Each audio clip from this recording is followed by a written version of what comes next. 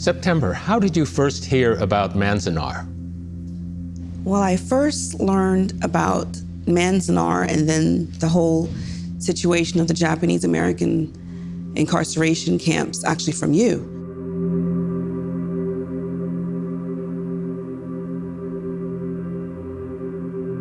That was a day, I remember it very vividly because I was so excited about your production. This musical production that tells the story of the civil rights movement through song, the songs of the civil rights movement. And as you were encouraging me to do the theater production, I would give you updates. So I'd come back and check in with you every couple of weeks or so as we got dates.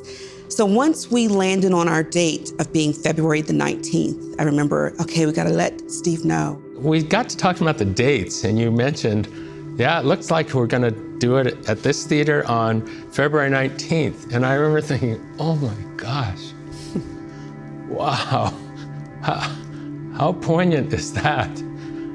February 19th. And there was this whole energy in the room totally changed.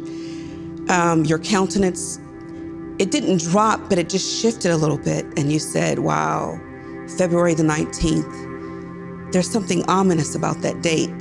And I said, how so?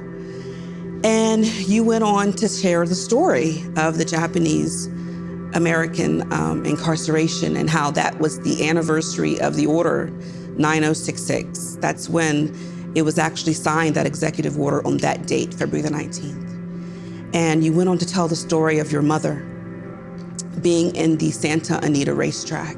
What I remember that was so moving to me, September, that that meant so much to me was your immediate response after I explained the story and I talked about how, especially because the Santa Anita racetrack stables were so close to the theater that you were first thinking of. Yes. I thought it's just a 10-minute drive from this production to where my mother lived in a horse stall for 6 months. So while you're telling the story, I'm thinking I should be recording this. Why am I not recording this?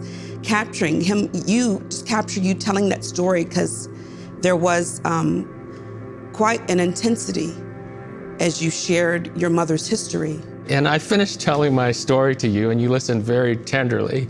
But what I remember is your response, because you said, we have to put that in the production. And I thought, what? I said, no, I want to tell that story. It's part of the story of the history of civil rights. Whenever I do my theater production, I try to find what is the local story? How can I integrate that into the production? What's the significance that says, well, why are you doing the production here? So as you're talking, I'm like, that's the story. That's the local story.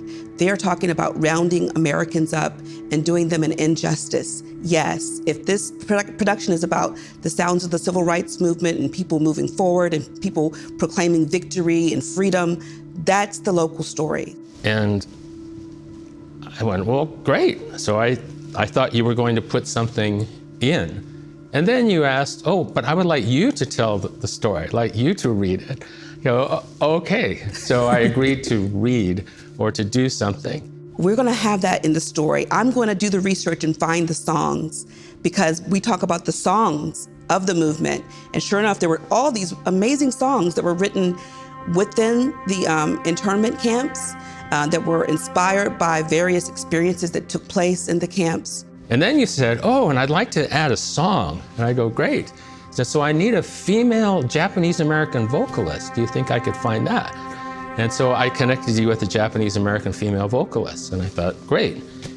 And then I think you said, but there's a guitar part, and would you play the guitar? And then I said, okay, so I could learn the guitar part. So I learned the guitar part. And then you say, oh, by the way, it's a duet. And would you sing the male part of the duet?